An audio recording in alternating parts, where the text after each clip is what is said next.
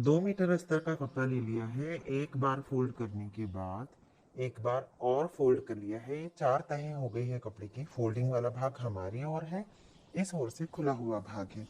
अब सबसे पहले हमें लंबाई का नाप लेना है। कमर से पैर तक की लंबाई है 37, मार्किंग कर लेनी है 37 पर। और मोहरे के लिए फुल साइज में 8 इंच 8 इंच लेना होता है, मार्किंग कर लेनी है। इसके बाद जो दूसरा नाप है वो है सीट घेर का, हिप साइज का। हिप साइज है 40 इंच। इसका चौथा हिस्सा हमें लेना होता है, ये है 10 इंच।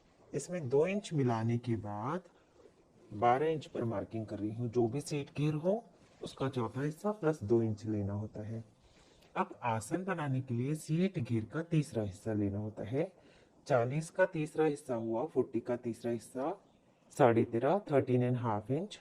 लेकिन ऊपर हम 2 इंच का पट्टा भी लगाने वाले हैं, इसलिए यहाँ पर मैं 1 इंच इसमें कम कर रही हूँ। 12.5 पर मार्किंग कर लेनी है, लाइन ड्रॉ कर लेनी है 12.5 पर। अब यहाँ से हमें फुल साइज के लिए 2.5 इंच आगे जाना होता है। 2.5 इंच आगे जाकर मार्किंग कर ली। अब इस तरह से क्रॉस में टेप रखनी है 1.25 इंच, यानी 1 इंच से थोड़ा सा ज्यादा निशान लगा लेना है और इसे इस तरह से गोलाई दे देनी है। अब ये वाला निशान और ये वाला निशान, इन दोनों निशानों को मिलाते हुए लाइन ड्रॉ करनी है और इसे कट कर लेना है। अब ये 2 पल्ले कट हो गए हैं।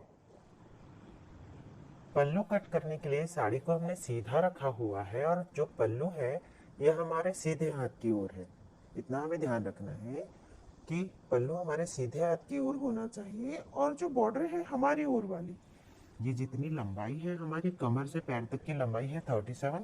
तो यहाँ से 37 एक बार, 37 दूसरी बार और 18 इंच 18 इंच लंबाई का दोगुना प्लस 18 इंच 37 प्लस 18, इस तरह हमने निशान लगा लिया। अब जो दूसरी ओर वाली बॉर्डर है इसे केवल लंबाई का दोगुना 37 और 37 और निशान लगा लिया। अब इन दोनों निशानों को हमने इस तरह से मिला लिया है लाइन ड्रॉ करके। अब जो यहाँ पे हमने निशान लगाया था, लेकिन जहाँ तक बॉर्डर है ये इस तरह हम बिल्कुल सीधा कट करेंगे। इसके बाद इस पल्लू को इस लाइन से कट करके अलग कर लेना है।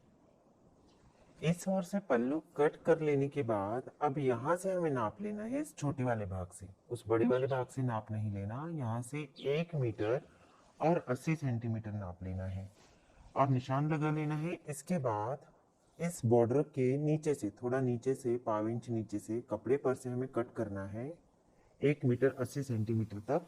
इस कपड़े को कट कर लेना है यहाँ तक। ये जो हमने निशान लगाया 1 मीटर 80 सेंटीमीटर तक, अब यहाँ से बिल्कुल सीधा कट कर लेना है कपड़े को नीचे तक। और यहाँ से भी हमें इस तरह कट कर लेना है। बॉर्डर को कट नहीं करना हमें, इसी तरह केवल कपड़ा निकाल देना है। दोनों ओर के बॉर्डर को हमें कट नहीं करना। प्लेट का कपड़ा कट करने के बाद जिस ओर से बड़ा वाला भाग है उस ओर से हमने नाप लिया 12 इंच। 12 इंच पर मार्किंग कर ली और दूसरा वाला छोर जिस ओर से सीधा वाला भाग है, इस सीधे वाले भाग में बिल्कुल बीच में हमने निशान लगाया और इस निशान और उस निशान को मिला लिया, एक लाइन ड्रॉ कर ली। अब इसे कट कर लेना है। इस मार्किंग को करने से पहले और इसे कट करने से पहले हमारी जो बॉर्डर है उसे कपड़े पर थोड़ा सा रख देना है और इसके बाद हमारी कमर से पैर तक की जितनी लंबाई है उसका नाप लेना है। बॉर्डर से लेकर ऊपर तक हमारी लंबाई है 37 और ये ½ इंच ज़्यादा हो रहा है, हमें इतना ही चाहिए। यदि इससे ज़्यादा हो तो ऊपर से पट्टी कट कर लेनी चाहिए, जितनी हमारी लंबाई है उतना और ½ इंच एक्स्ट्रा, इतना हमारी।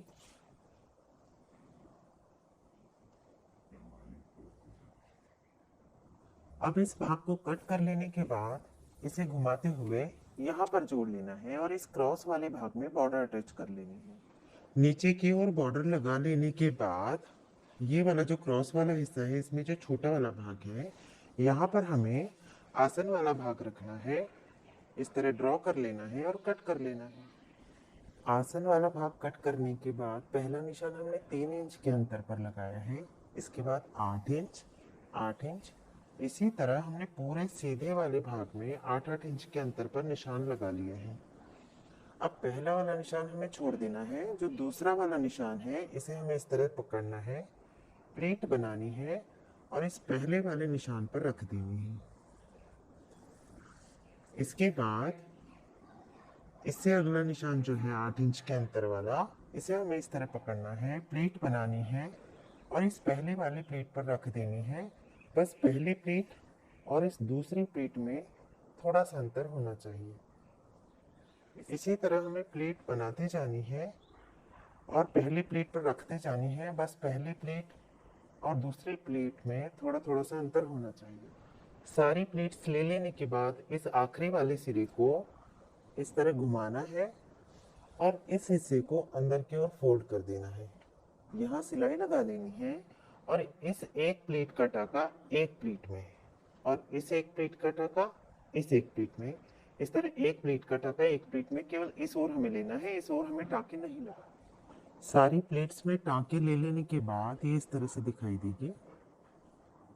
उस ओर से हमने पल्लू और प्लेट कट कर ली। अब ये साड़ी के अंदर वाला भाग है। हमारी जितनी लंबाई है कमर से पैर तक की 37 में 8 इंच मिलाने के बाद 45 इंच पे मैंने मार्किंग की और इस तरह लाइन ड्रॉ कर ली। ये कपड़ा काष्टे के लिए हम कट कर रहे हैं और काष्टे के लिए जितनी हमारी लंबाई होती है उसमें 4 इंच से लेकर 10 इंच तक मिलाकर कपड़ा काष्टे के लिए कट करना होता है।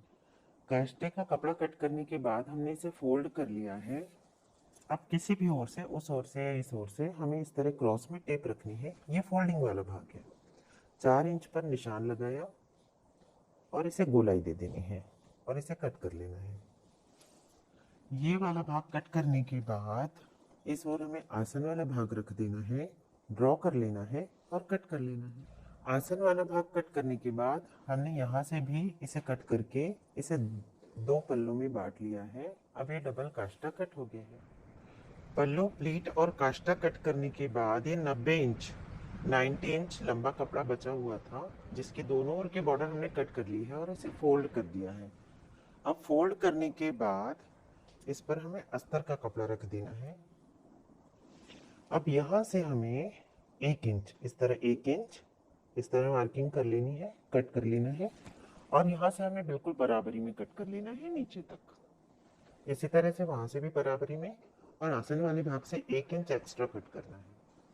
अब इस तरह से कट करने के बाद हमें नीचे की ओर बॉर्डर लगा लेनी है।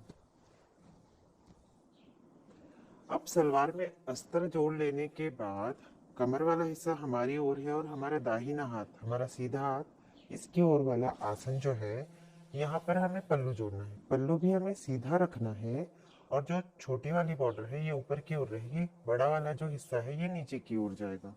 कमर से 1 इंच का हिस्सा छोड़ देना है। इसके बाद बॉर्डर रखनी है। बॉर्डर में हमें चिमटियाँ नहीं लेनी।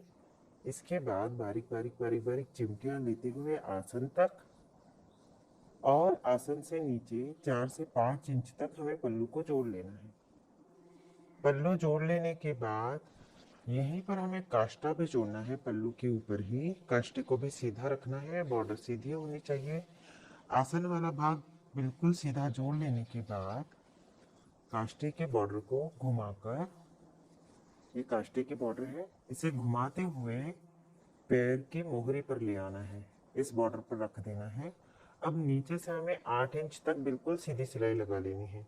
इसके बाद बारीक बारीक बारीक बारीक चिमटियाँ लेते हुए इस भाग को जोड़ लेना है।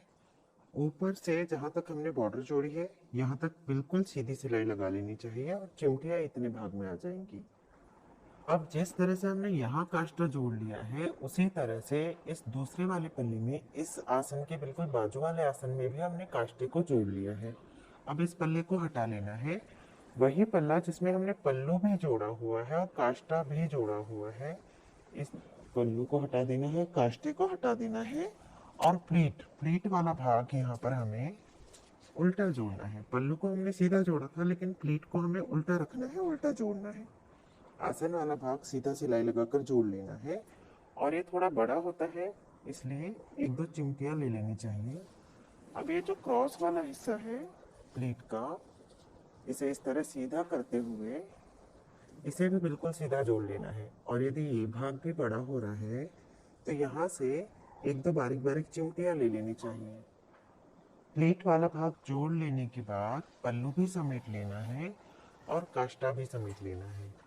और जो दूसरा पल्ला है जिसमें हमने केवल एक काष्टा जोड़ा हुआ है, इसे इसके ऊपर उल्टा रख देना है और दोनों आसन वाले भागों को सिलाई लगाकर जोड़ लेना। क्रच का भाग यानी आसन का भाग इस तरह से सिलने के बाद इसे इस तरह से रखना है और इस भाग में भी सिलाई लगा लेनी है।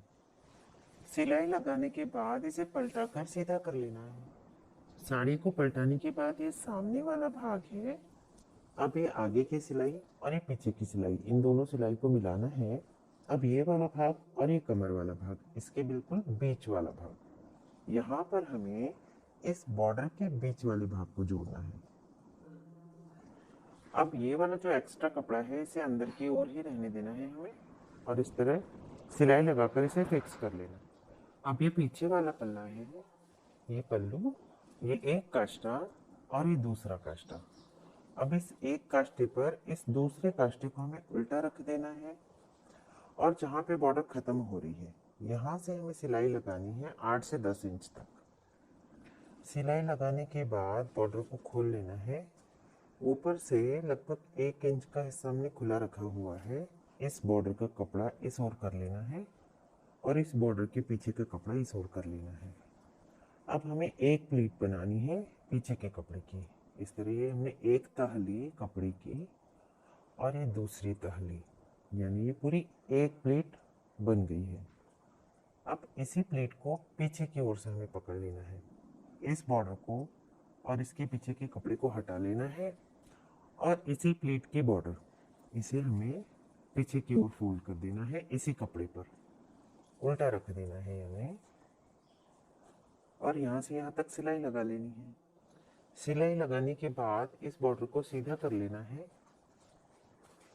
अब इसे हमने जिस तरह से किया उसी तरह इस बॉर्डर के पीछे वाला भी कपड़ा, एक और ये दो, इस तरह हमने दो तह कपड़े के लिए यानी एक प्लेट बना ली। अब इस एक प्लेट को यहाँ पीछे की ओर से पकड़ लेना है, इस काष्टे को हटा लेना है और इस बॉर्डर को उल्टा रख देना है इसी प्लेट पर।